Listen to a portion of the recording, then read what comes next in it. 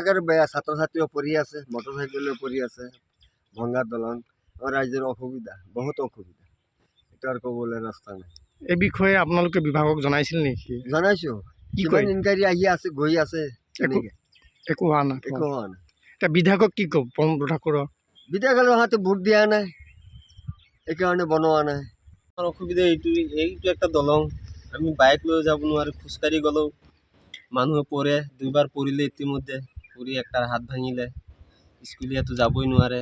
আমি এটা কথাই মন কৰিছোঁ যে এই অঞ্চলখন সংখ্যালঘু অধ্যুষিত অঞ্চল হোৱাৰ হেতুকেই বোধ হয় এই দলংখনৰ কোনো মেৰামতি হোৱা নাই। বিগত কংগ্ৰেছ চৰকাৰৰ দিনতো এই দলংখন মেৰামতি কৰা হোৱা নাই আৰু বৰ্তমান চৰকাৰেও এই ক্ষেত্ৰত কোনো ধৰণৰ ভূমিকা গ্ৰহণ কৰিব পৰা নাই।